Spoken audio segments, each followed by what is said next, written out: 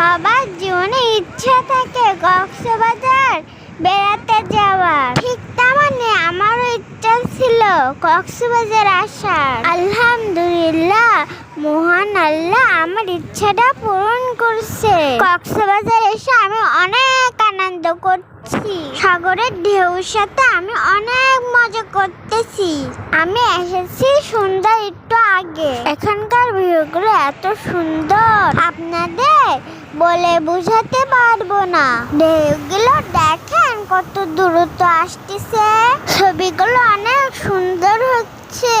ওইদিকে সূর্য ডুবে যাচ্ছে, সাগরের পানিতে আমি ভিজতেছি, ভিজতে আমার অনেক ভালো লাগছে। অবশ্যই বিকালের ছবিগুলো অনেক সুন্দর হয়।